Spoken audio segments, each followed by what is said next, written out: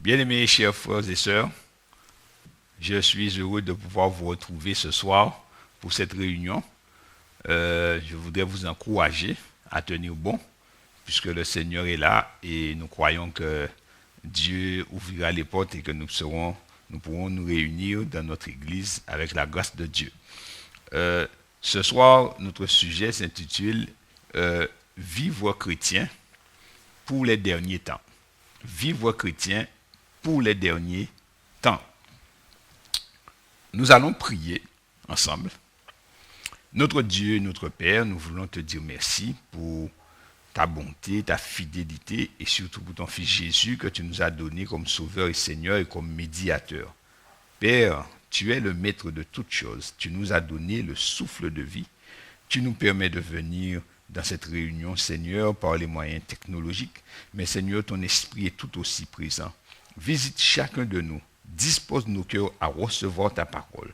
Daignes-tu aussi étendre ton bras puissant sur ceux qui ont besoin de toi pour une situation particulière, Seigneur, que ce soit, éternel mon Dieu, la consolation, que ce soit la maladie, que ce soit, Seigneur mon Dieu, une délivrance, une guérison, Seigneur éternel, une situation de vie familiale ou sociale. Seigneur, tu connais toutes choses et c'est toi qui pourvois aux besoins de chacun.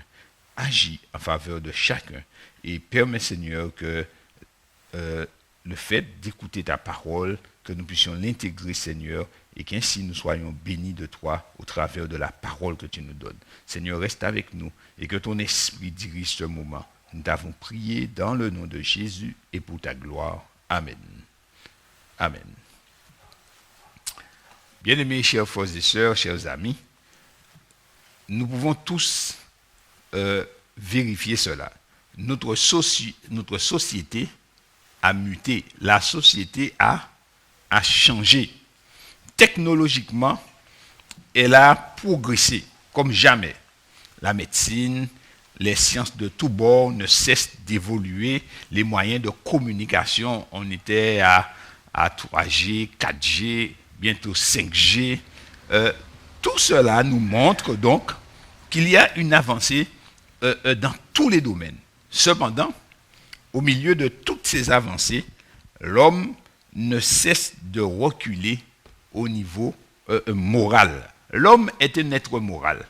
Mais plus la société avance dans ses recherches, plus la société avance dans sa technologie, eh bien plus on remarque qu'il y a une régression morale dans la société. Alors, et ce phénomène qui est reconnu par tous, eh bien, l'apôtre Paul l'avait déjà annoncé dans un texte que nous connaissons très bien, dans 2 Timothée 3, versets 1 à 9. L'apôtre dit ceci: sache que dans les derniers jours, il y aura des temps difficiles. Remarquez, il dit dans les derniers jours, car les hommes seront égoïstes, ce qui est vérifiable, amis de l'argent, fanfarons, hautains, blasphémateurs, rebelles à leurs parents, ingrats, irréligieux. Mais bien aimés chers frères et sœurs, chers amis, avant, nous avions besoin d'aller aux États-Unis pour dire, regardez ce qui se passe aux États-Unis. Maintenant, chacun a son petit Amérique chez lui. Quelle que soit l'île où nous pouvons regarder, nous trouvons ces mêmes phénomènes décrits dans la parole de Dieu. Des enfants rebelles à leurs parents, ingrats, irréligieux. Quel que soit le lieu où nous nous tournons, nous voyons ces choses. Fanfaron, vous allez dans n'importe quelle ville, ici, il ne faut pas aller très loin, eh bien nous trouvons la réalisation de ces choses dans la population. Nous les voyons. Donc, l'apôtre continue, il dit les gens seront insensibles, déloyaux, calomniateurs, intempérants, cruels, ennemis des gens de bien. Quand vous essayez de faire le bien et que vous essayez d'agir correctement, eh bien, on dit généralement que vous êtes un tébé. Pourtant, Dieu nous recommande de faire le bien. Insensible, les films violents et les meurtres à répétition qui sont mis devant les yeux des hommes, eh bien, a rendu leur cœur insensible. La mort d'un homme n'émeut presque plus personne. C'est devenu quelque chose de presque banal. Quand quelqu'un a un problème, eh bien, la première chose que l'autre dit, je vais te tuer. Si il est en France, il va dire, je vais te tuer. S'il est en Guadeloupe, on va te tuer. S'il est aux États-Unis, I kill you. S'il est un pays espagnol, il va te dire, enfin, ils disent, je vais te tuer. Enfin, je sais que c'est le verbe matar, mais quelle que soit la langue, c'est ce qui sort de la bouche des hommes. C'est, je vais te tuer. C'est devenu comme si que c'est un verre d'eau que l'on boit. Je vais te tuer. Alors, cela confirme ce que Dieu dit. Il dit, ils seront traîtres, emportés, enflés d'orgueil, aimant le plaisir plus que Dieu.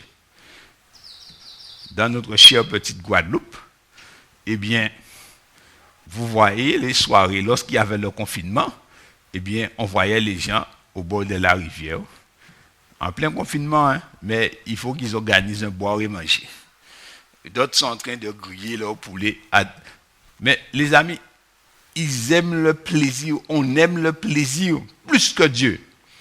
Et il y a plaisir où les gens vont boire, manger, mais ceux mêmes qui sont dans les églises aiment le plaisir aussi. Alors on va dire, mais comment? Oui, on organise des concerts à répétition, des concerts à répétition, des cultes chantés à répétition. Mais on se rend compte que finalement, que les cœurs restent inchangés et que beaucoup de ces activités n'ont pour but que le divertissement. C'est peut-être choquant ce que je suis en train de dire, mais un œil exercé reconnaît que cela, c'est la vérité. Bien souvent, ce n'est même pas la gloire de Dieu qui est recherchée, mais c'est plutôt la gloire de l'homme. Et l'apôtre continue, il dit, ayant l'apparence de la piété, mais reniant ce qui en fait la force. Et il dit, éloigne-toi de ces hommes-là. C'est-à-dire que on ressemble en tout point à un chrétien, dans les apparences, mais dans le fond, dans les formes, on est chrétien, mais dans le fond, on est mondain. Et Paul dit, éloigne-toi de ces hommes-là car ils sont dangereux. Les amis, ce texte, pour la fin des temps, vivant chrétien à la fin des temps, ceci a toute son importance. Nous ne devons plus avoir l'apparence, mais nous devons avoir le fond et la forme. Il est dit, il en est parmi eux qui s'introduisent dans les maisons et qui captivent des femmes d'un esprit faible et borné, chargées de péché. Il y a des gens qui étudient, mais qui n'arrivent jamais à la connaissance de la vérité. Alors, l'apôtre dit, mais c'est une anomalie en fait. Si tu étudies la parole de Dieu, eh bien tu devrais comprendre la vérité par la grâce de Dieu. Mais là, il dit, ils ne comprennent pas. Il dit, de même que Janès et Jambres s'opposèrent à Moïse, de même ces hommes s'opposent à la vérité, étant corrompus d'entendement, réprouvés en ce qui concerne la foi. Ce sont des gens qui sont dans l'église. Ce sont des gens qui professent croire en Dieu. Il dit, mais ils ne feront pas de plus grands progrès, car leur folie sera manifeste pour tous, comme le fut celle de ces deux hommes.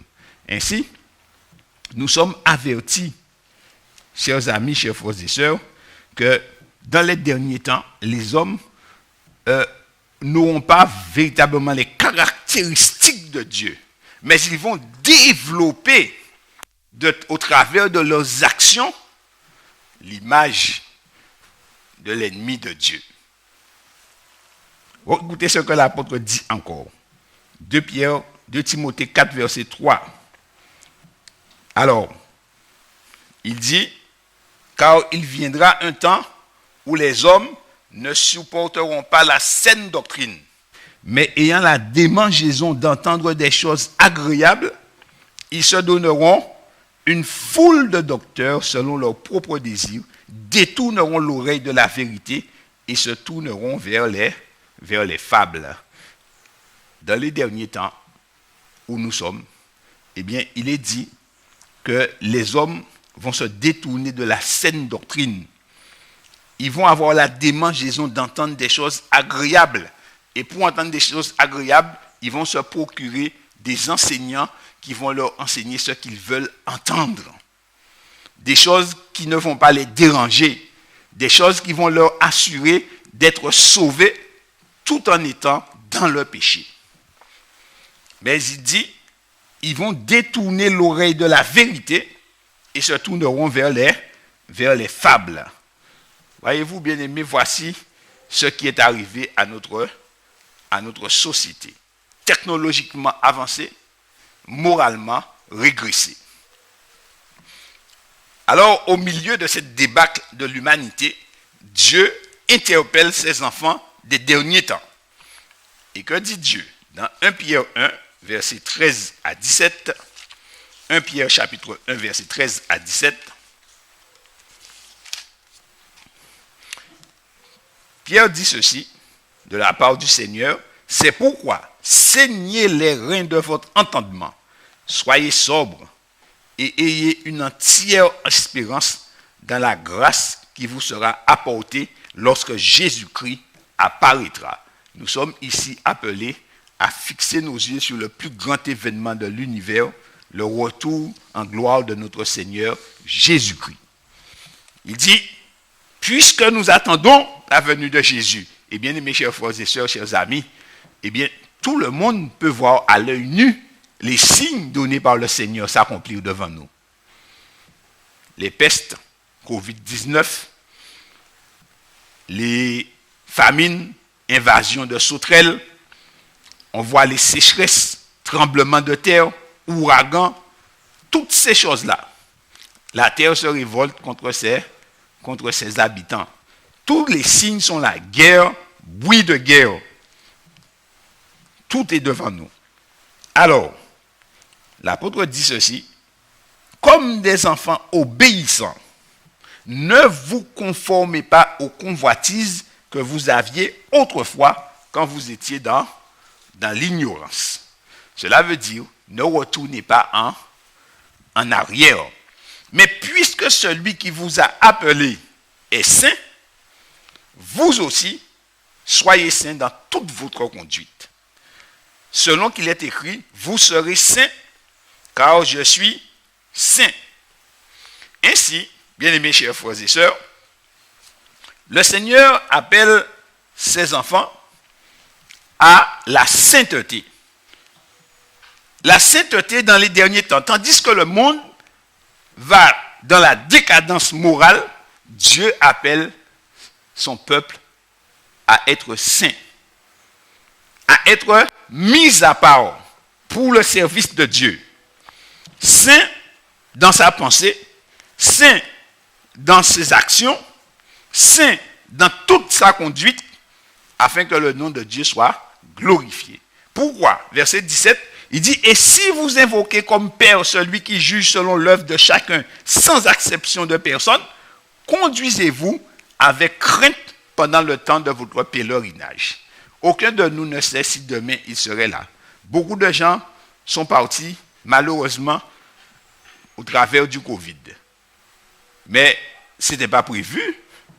De jeunes personnes, des adultes, des aînés, des gens qui étaient aussi en pleine forme et qui pensaient vivre longtemps, mais qui malheureusement ont perdu la vie, et d'autres encore sont en train de perdre la vie. Et nous-mêmes qui sommes vivants, nous sommes encore sous la menace du Covid. Et voyez-vous, bien-aimés chers frères et sœurs, pour couronner le tout, eh bien, aux informations, si vous ne savez pas, il y a une peste porcine qui semble se dessiner du côté de la Chine. Donc, voilà le topo, voilà le dessin. Qui se dit. Dieu nous dit que dans ces derniers temps, pendant le temps de notre pèlerinage, puisque nous n'en savons même pas le terme, il nous dit d'être saints dans toute notre conduite. Le monde va dans une direction, mais Dieu donne une autre direction, totalement opposée à celle du monde, à son Église, à ses enfants. Alors, comment faire? Comment faire? Dans 1 Pierre chapitre 1 et le verset 22 et 23, voici ce que l'apôtre Pierre déclare. Il dit, ayant purifié vos âmes en obéissant à la vérité pour avoir un amour fraternel sincère, aimez-vous ardemment les uns les autres de tout votre cœur, puisque vous avez été régénérés non par une semence corruptible, mais par une semence incorruptible, par la parole vivante et permanente de Dieu. Ainsi, il nous est dit, ayant purifié vos âmes en obéissant à la vérité pour avoir un amour fraternel. Mais bien aimés chers frères et sœurs, il nous est dit ici que nous devons purifier nos âmes en obéissant à la vérité. Mais qu'est-ce que la vérité? Jésus a dit, sanctifie-les par ta vérité. Ta parole est la vérité. Jean 17, verset 17. Ainsi, nous devons obéir à la parole de Dieu. Nous devons intégrer la parole de Dieu dans notre vécu de chaque jour. Et il dit, ainsi nous serons purifiés. Parce qu'en obéissant à la parole, eh bien, nous serons mis à part pour le service de Dieu, donc saints. Et alors, cette sainteté, eh bien, il dit, produit un amour fraternel sincère, puisque l'égoïsme étant anéanti par la parole de Dieu qui vit au-dedans de nous au moyen du Saint-Esprit, il dit, nous allons développer un amour fraternel sincère. Il dit, aimez-vous ardemment les uns les autres de tout votre cœur. Nous ne pouvons pas faire ça et nous ne pourrons pas le faire si nous n'obéissons pas volontairement à la parole de Dieu. Même si nous voulons, même si nous pensons, même si nous disons, mais si nous ne mettons pas cette parole en pratique, si nous n'obéissons pas à cette parole, eh bien, nous ne pourrons pas aimer les frères d'un amour fraternel sincère. Nous serons des hypocrites. Il est dit, comment cela se fait? Eh bien, par le moyen de la parole, Dieu va nous régénérer. Il va nous recréer de l'intérieur. Et remarquez, il dit, ce n'est pas une semence corruptible qui fait ça. Il dit, mais par une semence incorruptible, par la parole vivante et permanente de Dieu. Donc, au moyen de la parole de Dieu, Dieu va recréer au-dedans de nous sa propre image. De sorte que nous pourrons agir à la manière de Dieu vis-à-vis des frères. Et non seulement vis-à-vis des frères, mais vis-à-vis aussi de ceux qui ne sont pas frères. Donc, chers frères et sœurs, il est dit, nous devons purifier nos âmes par l'obéissance à la parole de Dieu. Et remarquez, l'apôtre Pierre avait déjà dit, verset 14, comme des enfants obéissants, ne vous conformez pas aux convoitises que vous aviez autrefois quand vous étiez dans l'ignorance. Quand nous étions dans l'ignorance, nous étions où? Nous étions dans le monde. D'accord? Maintenant, la parole de Dieu nous a éclairés. Il dit, nous avons pris une autre direction. Maintenant, lorsque nous avons pris cette autre direction, ce qui nous est demandé, c'est de le prendre total. Il ne faut pas faire comme la femme de Lot. La femme de Lot a pris la bonne direction. Elle était dans le bon sens, dans le bon chemin, conduite par les anges de Dieu. Mais son corps, son esprit était de l'autre côté. Et alors, tandis que son pied avançait, eh bien, elle a fait une torsion du corps pour regarder. Alors, comme c'est là qu'était son cœur, c'est là aussi était son trésor, elle est devenue statue de sel. Quand tu es dans la bonne direction, il faut la prendre totalement. Dieu ne veut pas que nous soyons avec lui à demi. Dieu ne veut pas de service à demi-mesure. Dieu ne veut pas de cœur partagé. Car si le cœur est partagé, nous n'allons pas obéir totalement à la parole. Donc, notre transformation ne sera que partielle.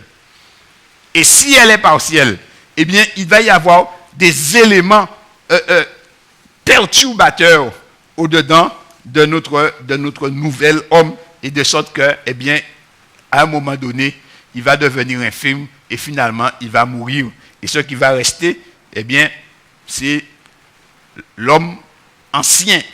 Donc, Dieu nous dit d'être obéissant. Deuxième point, et non des moindres, Philippiens chapitre 1, premier point, il faut purifier nos âmes par l'obéissance, d'accord, pour aimer d'un amour fraternel sincère. Philippiens chapitre 2 et le verset 5. Et là, mes frères, nous sommes vraiment en relation avec la vie de l'Église dans les derniers temps. Philippiens chapitre 2 et le verset 5. Toujours avec l'apôtre Paul enseignant l'Église. Il est dit ceci: ayez en vous les sentiments qui étaient en Jésus-Christ. Ayez en vous les sentiments qui étaient en Jésus-Christ. Quels sentiments qui se trouvaient en Jésus-Christ? Eh bien, le sentiment qui était en Jésus-Christ, c'était l'humilité. L'humilité. Et la suite du discours de l'apôtre va nous le montrer. Il dit: lequel, existant en forme de Dieu, n'a point regardé comme une proie à arracher d'être égal avec Dieu, mais s'est dépouillé lui-même en prenant une forme de serviteur esclave, en devenant semblable aux hommes et ayant paru comme un simple homme. Il s'est humilié lui-même, se rendant obéissant jusqu'à la mort, même jusqu'à la mort de la croix. Bien-aimés, chers frères et sœurs, voici le point capital. Il dit: ayez en vous les sentiments qui étaient en Jésus-Christ. Satan a eu un autre sentiment. Il a dit: moi, je serai semblable au Très-Haut. Et il a été précipité. Mais Christ, qui est le Très-Haut, qui est semblable au Très-Haut, eh bien Christ, lui, il est descendu de son trône. Et il est devenu comme l'un de nous. Les amis, il nous faut réfléchir à ce que Jésus a fait. La Bible dit: voici les cieux des cieux ne peuvent le contenir. Il dit: par sa parole, il soutient toutes choses. Et toute chose subsiste par sa volonté. Cela veut dire qu'il dit: tout ce qui a été fait en lui, par lui et pour lui. Christ est le maître de l'univers. Et pourtant, il va devenir comme un simple homme. Lui qui reçoit la louange des anges, la louange des mondes qui n'ont pas péché. Mais Christ va laisser tout cela par amour pour nous sauver. Et maintenant, qu'est-ce que Christ nous demande? Eh bien, d'exercer ce même genre d'amour. C'est d'être humble, de s'abaisser volontairement. Et c'est pourquoi il dit: si quelqu'un veut venir après moi, qu'il renonce à lui-même, qu'il se charge de sa croix et qu'il me suive. Et dit: mais si quelqu'un aime quelque chose ou quelqu'un plus que moi, il ne peut pas être mon disciple. Parce que l'humilité ne se développe pas en lui. Et ainsi, bien-aimés, chers frères et sœurs, il nous est demandé d'avoir les sentiments qui étaient en Jésus-Christ, de nous abaisser volontairement, comme Christ s'est abaissé volontairement, en renonçant à vivre pour nous, pour vivre pour Christ. Bien sûr, nous pourrons dire que nous avons renoncé, mais certaines fois, si nous sommes sincères, nous voyons bien que nous sommes bien présents. Et certaines personnes disent, quand on leur a fait quelque chose, ils ne pas connaître qui mounaye, mais qui es-tu? Qui es-tu? Un simple grain de poussière, une légère vapeur qui disparaît, un claquement de doigts. Nous ne sommes rien. Et pourtant, Dieu nous accorde une valeur inestimable. Parce que Christ descend des cieux pour venir nous sauver. Alors Christ nous dit, à ton tour, suis-moi sur le chemin de l'humilité. Ayez en vous les sentiments qui étaient en Jésus-Christ. Troisième point, et non des moindres, un point qui va absolument à l'encontre de la société dans laquelle nous vivons aujourd'hui.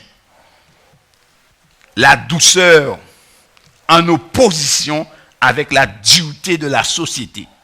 La douceur qui est un signe caractéristique des disciples de Jésus de la fin des temps. Écoutez bien, la douceur est un signe caractéristique des disciples de Jésus de la fin des temps. Philippiens chapitre 4 et le verset 5. Il est dit que votre douceur soit connue de tous les hommes. Le Seigneur est proche. Que votre douceur soit connue de tous les hommes.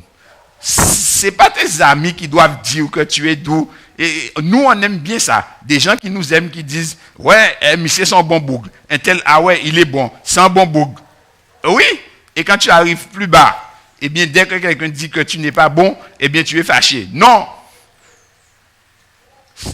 Christ dit, si tous nous aiment, nous sommes de faux prophètes. Si tout le monde chante nos louanges, c'est que nous ne sommes pas bons. Nous ne sommes pas dans le chemin de Christ. Christ dit, tous ceux qui vivent pieusement en Jésus-Christ seront persécutés. Donc tout le monde ne t'aimera pas. Si quelqu'un veut être aimé de tout le monde, il ne faut pas qu'il soit chrétien. Il faut que tu sois politicien, peut-être politicien. Même les politiciens, tout le monde ne les aime pas, puisqu'il y a toujours des adversaires. Mais là, il est dit que votre douceur soit connue de tous les hommes. Ça veut dire que dans ton quartier, tout le monde doit connaître ta douceur. Ceux qui t'aiment, ceux qui ne t'aiment pas. Tes parents et ceux qui ne sont pas tes parents. Tout le monde doit pouvoir dire que tu es doux. Paul, que tout le monde voit comme un bulldozer. Certaines personnes lisent la Bible et on voit Paul comme un fonceur, comme quelqu'un qui ne joue pas. Écoutez ce qu'il dit à Timothée. 2 Timothée 3, versets 10 à 11. 2 Timothée 3, versets 10 à 11. Et je pense, bien aimés chers frères et sœurs, que même lorsque nous lisons la Bible, eh bien, nous lisons la Bible mal. Parce que nous lisons la Bible avec notre esprit, avec notre pensée. Quand je dis avec notre esprit, c'est avec notre façon de parler. Et on attribue à la parole de Dieu une certaine intonation que l'auteur même de la parole, eh bien, ignore. Écoutez ce que l'apôtre Paul dit, 2 Timothée 3, versets 10 à 11. Il dit ceci à Timothée. Pour toi, tu as suivi de près. Donc Timothée était là. Si Paul disait quelque chose, Timothée pouvait dire c'est pas ce que tu faisais. Mais il dit, tu as suivi de près mon enseignement, ma conduite. Vous voyez, c'est en harmonie avec ce que Pierre a dit. Son enseignement, la parole de Dieu, sa conduite, l'obéissance à la parole de Dieu, mes résolutions, ma foi, et il dit ma douceur, ma charité, ma constance, mes persécutions, mes souffrances. À quelle souffrance n'ai-je pas été exposé à Antioche, à Icône, à Lystre? Quelle persécution n'ai-je pas supporté? Et le Seigneur m'a délivré de toutes. Alléluia. Bien-aimés chers frères et sœurs, remarquez ce que l'apôtre dit. L'apôtre dit qu'il était constant, plein d'amour, mais il était doux. Et certaines personnes voient Paul comme si Paul était quelqu'un qui écrasait tout. Mais Paul dit, ma douceur, il était doux, chers frères et sœurs. Et Paul dit de prêcher l'évangile en tout temps avec douceur. Ah oui, ça peut peut-être choquer, mais il dit de le faire avec douceur, de reprendre ceux qui s'égarent avec douceur pour pouvoir les ramener. Et il dit bien qu'il soit doux, bien qu'il soit bon, qu'il soit charitable, il dit à quelle souffrance il a été persécuté, il a souffert. Et il dit à quelle souffrance n'ai-je pas été exposé, quelle persécution n'ai-je pas supporté. Le Seigneur m'a délivré de toutes. Or, tous ceux qui veulent vivre pieusement en Jésus-Christ seront persécutés. Bien-aimés chers frères et sœurs, nous sommes à la fin des temps. Le Seigneur nous appelle à vivre son évangile à sa façon. Pas à notre façon, mais à la façon de Christ. Et il dit, lorsque nous allons vivre cet évangile à la façon de Christ, ayant les sentiments de Christ, obéissant à la parole de Dieu, manifestant cette douceur qui vient de Dieu, eh bien, il dit, nous serons persécutés. Ce n'est pas parce que nous serons comme ça que les gens vont nous aimer. Hein. Non.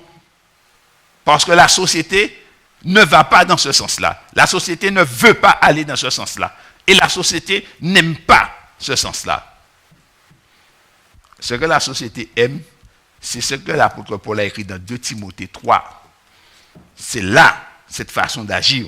Donc, si nous voulons aller dans ce sens, nous devons armer nos cœurs de courage, sachant que nous allons subir des outrages, des persécutions. On nous appellera Tébé, on nous appellera de toutes sortes de noms, mais il est dit, le Seigneur m'a délivré de tout.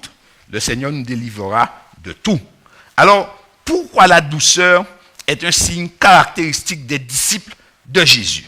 Dans Matthieu chapitre 12, verset 29, nous trouvons la réponse. Matthieu 12, verset 29.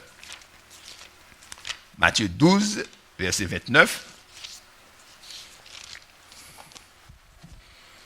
Il est dit ceci. C'est Matthieu 11, verset 29. Jésus dit, prenez mon joug sur vous et recevez mes instructions.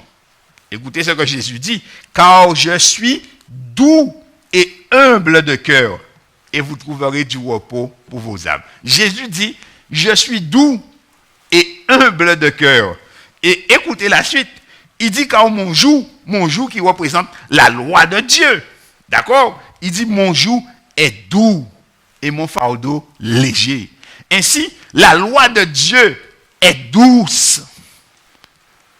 Le joug que Jésus met sur nous est un joug qui est doux.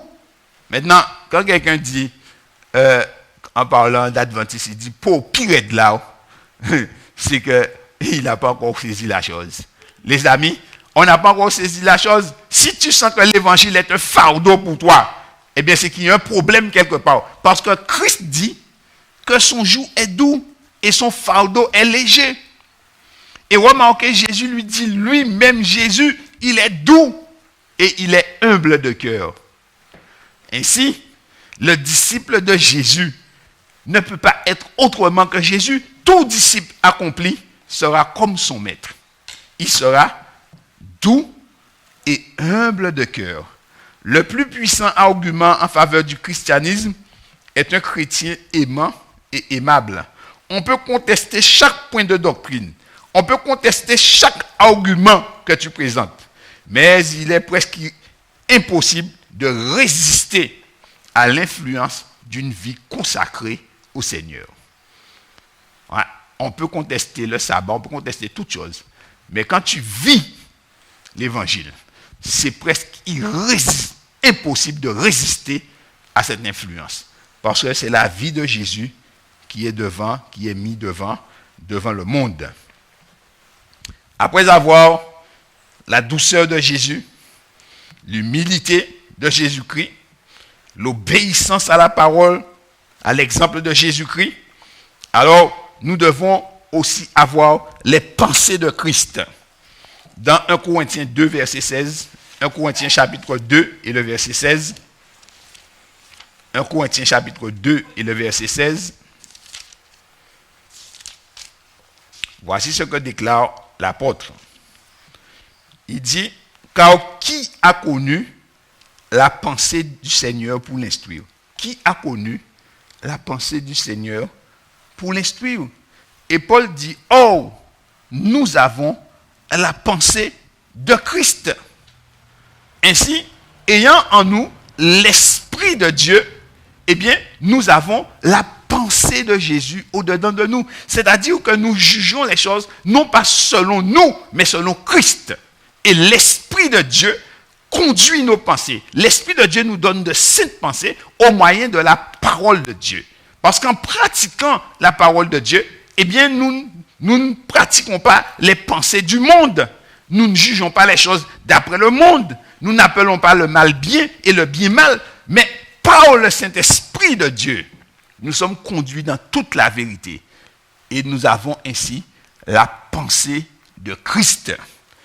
Ainsi, chers frères et sœurs, l'obéissance à la parole de Dieu, comme Christ, l'humilité développée en nous, à l'exemple de Jésus qui s'est abaissé, la douceur de Christ en nous, en opposition à la méchanceté et à la dureté qui se développe dans la société, la pensée de Christ pour nous guider constamment, eh bien, chers amis, tout cela va nous armer pour les dernières épreuves de la terre. Pourquoi? Dans quel but Dieu nous demande tout cela? Éphésiens chapitre 4, verset 13 dit ceci. Tandis que ces choses sont en train de se développer en nous, de s'enraciner en nous, il se produit quelque chose d'extraordinaire. Il est dit que jusqu'à ce que nous soyons tous parvenus à l'unité de la foi et de la connaissance du Fils de Dieu, à l'état d'homme fait, à la mesure de la stature parfaite de Christ. C'est pour ça que Dieu nous demande d'avoir ces choses-là. C'est-à-dire que nous allons nous développer à l'exemple de Christ pour ressembler à Jésus-Christ et devenir comme Jésus-Christ, ferme, inébranlable comme le roc, mais pourtant doux et humble de cœur, complètement dirigé par l'Esprit de Dieu. Complètement dirigé par l'Esprit de Dieu. Alors, il est dit ceci, l'apôtre Jean dit, dans 1 Jean 4, verset 17, l'apôtre Paul dit à la stature parfaite de Jésus-Christ, et l'apôtre Jean, en accord avec ce qui a été dit, dans 1 Jean chapitre 4, verset 17, il dit, tel il est, tel nous sommes aussi dans ce monde. C'est en cela que l'amour est parfait en nous, afin que nous ayons de l'assurance au jour du jugement. Si Christ vit en nous, par son esprit, par son obéissance, par l'humilité, par la douceur, par l'amour fraternel qu'il développe au-dedans de nous, eh bien, nous ne pouvons qu'avoir de l'assurance au jour du jugement. Ce n'est pas une assurance prétentieuse, mais l'Esprit de Dieu qui est au-dedans de nous témoigne à notre esprit que nous sommes enfants de Dieu. Chers frères et sœurs, les événements qui s'approchent, qui s'annoncent, que nous entendons et que nous connaissons, nous appellent à la plus grande vigilance et à une préparation plus profonde. Nous ne devons pas viser au plus bas de la chrétienté. Maintenant, nous devons viser à passer dans une autre dimension avec Dieu. Nous devons viser à rentrer dans la vie de Dieu, dans le monde de Dieu, de sorte que ceux qui nous voient, eh bien, qu'ils voient Christ. Ceux qui nous entendent, qu'ils entendent Christ. Ceux qui nous côtoient, qu'ils subissent l'influence de Christ, quel que soit là où nous sommes, dans notre maison, dans notre famille, dans notre voiture, dans notre jardin, au bord de la plage, quel que soit là où nous sommes, que Christ soit ancré et enraciné en nous, qu'il soit vu, entendu et ressenti. Et alors, chers amis, devant ce témoignage, les cœurs qui cherchent Dieu ne peuvent rester insensibles. Et les cœurs qui n'aiment pas la vérité ne peuvent rester insensibles. Cela va développer chez eux une haine pour ceux qui n'aiment pas l'évangile. Mais cela va développer chez les autres un amour pour Christ et les attirer à la vérité. Et l'apôtre Paul va mettre le clou à tout cela dans Galates chapitre 2 et le verset 20. Galates 2 et le verset 20, texte qui est connu par tous, c'est Paul qui dit, « Si je vis, ce n'est plus moi qui vis, c'est Christ qui vit en moi. » Et dans le texte de Galates chapitre 2 et le verset 20, l'apôtre Paul va mettre le clou à tout cela. Il dit, j'ai été crucifié avec Christ. Et si je vis, ce n'est plus moi qui vis, c'est Christ qui vit en moi. Si je vis maintenant dans la chair, je vis dans la foi au Fils de Dieu qui m'a aimé et qui s'est livré lui-même pour moi. Bien-aimés, chers frères et sœurs, ça c'est un trésor.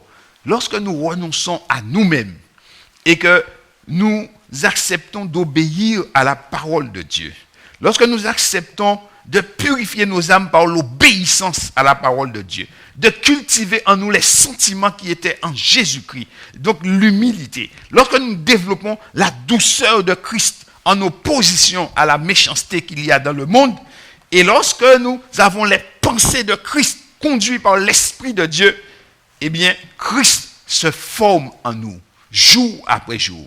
Il se forme en nous jour après jour. Tandis que le monde descend, nous nous montons vers le firmament. Plus le monde descend, plus il est évident que nous montons vers le firmament. Et plus le monde va ressembler à ceux qui a accepté le prince des ténèbres, plus nous allons ressembler aux anges de Dieu.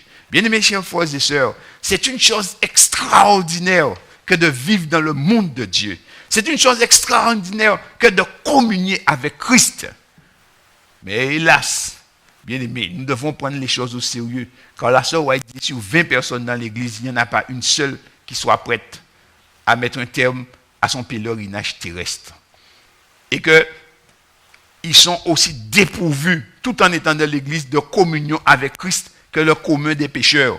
Ce qui signifie que, bien qu'on soit dans l'église, mais on a une apparence de la piété. Et ce qui est dramatique, c'est qu'on se sent sauvé et on se dit sauvé, on se croit sauvé, mais on n'est pas sauvé. Chers frères et sœurs, l'inscription de notre nom sur le registre de l'église ne nous sauve pas. Le fait de venir chaque fois au sabbat ne nous sauve pas. Le fait d'assister aux réunions chaque mercredi ne nous sauve pas. Le fait de donner notre dîme et nos offrandes ne nous sauve pas, chers frères et sœurs. Le fait de donner à manger aux pauvres ne nous sauve pas. Ce qui nous sauve, c'est notre relation avec Jésus-Christ. C'est d'être soumis à Jésus-Christ, d'être mort entièrement à nous-mêmes et de vivre totalement pour Christ. Et ça, c'est tous les jours de notre vie. De tous les jours de notre vie. Toutes les choses que j'ai citées, prennent un sens réel et véritable dans la mesure où nous avons une véritable communion avec Jésus-Christ. Alors, nous devons faire comme dit l'apôtre Paul, nous examiner nous-mêmes. Et si nous ne sommes pas en mesure de nous examiner, de peur de nous tromper nous-mêmes, nous devons prier comme David, sonde-moi, ô Dieu. Car lorsque Dieu te sonde, eh bien, il te sonde par l'Esprit de Dieu. Et l'Esprit de Dieu sonde les profondeurs de Dieu. Alors, ce n'est pas les profondeurs de l'homme que l'Esprit de Dieu ne pourra pas sonder. Et l'Esprit de Dieu va commencer à faire monter devant toi tout ce que tu crois. Quand tu crois que tu es tellement bon, l'Esprit de Dieu va te dire, oh, mais il y a un petit cochon là, il faut le détacher. Oh, mais tu as quelque chose là. L'Esprit de Dieu va te nettoyer, il va te purifier. Car lorsque Dieu te sonde, eh bien, Dieu te nettoie, Dieu te purifie. Si tu es obéissant et soumis, bien-aimés chers frères et sœurs, le Christ est venu nous sauver. Et il est venu pour faire de nous une habitation de Dieu en esprit. Et c'est ce que l'apôtre Paul a compris. Il dit, s'il lui vit, il vit au Fils de Dieu. Donc, il pense Christ. Quand il dort, il pense à Christ. Quand il se réveille, il pense à Christ. Quand il fait son filet, il pense à Christ. Dans sa maladie, c'est à Christ qu'il pense. Dans sa joie, c'est à Christ qu'il pense. Dans ses tristesses, c'est à Christ qu'il pense. Chers frères et sœurs, Christ nous appelle dans ces derniers jours, alors que le monde est en train d'inventer toutes sortes de technologies pour contrôler tous les habitants de la terre, et finalement, ils vont réussir, parce que Apocalypse chapitre 13 et 14 nous ont avertis, il fera que tous, petits et grands, riches et pauvres, esclaves et libres, adorent la bête. Chers amis, seuls ceux en qui Christ habite réellement pourront résister à cela. Car Christ a vaincu la mort, Christ a vaincu la faim, Christ a vaincu le temps, Christ a tout vaincu. Et si Christ vit en nous, alors nous n'avons rien à craindre. La seule crainte que nous avons, ce n'est pas de craindre la mort de la bête. La seule crainte que nous pouvons avoir aujourd'hui en tant qu'enfants de Dieu, c'est que Christ ne vive pas en nous. C'est ça notre plus grande crainte. Et là, ce soir, Christ nous appelle à vivre en chrétien. Lorsque les gens d'Antioche ont vu les disciples de Jésus vivre, on les a appelés chrétiens. Ça veut dire que lorsqu'on les voyait, qu'on les entendait, on voyait Christ. Christ était au ciel, mais pour eux, Christ était sur la terre en voyant les disciples de Christ. Ainsi, chers frères et sœurs, chers amis, quel que soit là où vous êtes, aujourd'hui, on est séparés, mais quel que soit là où vous êtes, appliquez-vous à affermir votre vocation céleste car Jésus revient. Appliquez-vous à acquérir ces choses. Et Dieu accomplira sa promesse de vous donner un cœur nouveau, un esprit nouveau et de transformer. De sorte que lorsque vous vivez, eh bien ce ne sera plus vous qui vivez, mais c'est Christ qui vit en vous. Et tandis que vous vivez dans la chair, eh bien vous vivez dans la foi au Fils de Dieu qui vient nous chercher. Que Dieu nous accorde sa grâce et que la douceur de Christ coule en nous, que l'amour de Dieu puisse vraiment nous transformer et que l'Esprit de Dieu nous rende véritablement un vrai temple pour Dieu. Bien-aimés, Christ revient bientôt. Christ vient chercher son Église. Christ ne veut qu'aucun de nous se perde. Mais c'est à nous de décider comment nous allons nous préparer et qu'est-ce que nous allons faire avec Jésus-Christ. Que Dieu bénisse chacun et qu'il nous fortifie et que nous puissions répéter avec l'apôtre Paul, si je vis, ce n'est plus moi qui vis, mais c'est Christ qui vit en moi. Et que cela soit la vérité et la réalité dans notre bouche. Que Dieu bénisse son Église et son peuple. Nous allons prier ensemble. Seigneur notre Père et notre Dieu, nous voulons te dire merci pour cette grande grâce que tu nous as apportée du haut du ciel. Nous qui étions perdus, nous qui étions totalement égarés, tu es venu nous chercher et tu nous as rachetés, Seigneur. Tu nous as ramenés dans ta bergerie. Alors, Seigneur, nous voulons vivre pour toi. Nous voulons, Seigneur, te dire, nous voici, tels que nous sommes.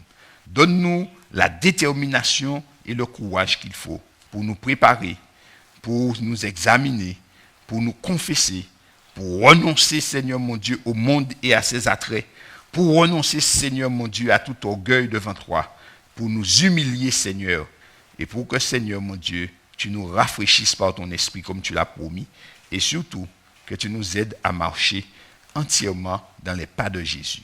Bénis donc, Seigneur mon Dieu, ton peuple, ton Église dans le monde entier, et bénis tes enfants qui, à cet instant même, Seigneur mon Dieu, écoutent cette prière et participent à cette réunion. Seigneur, nous te remercions. Nous te demandons d'organiser le reste de la semaine pour nous et permettre que nos cœurs soient disposés pour que sabbat prochain, nous puissions entendre le message de ta parole.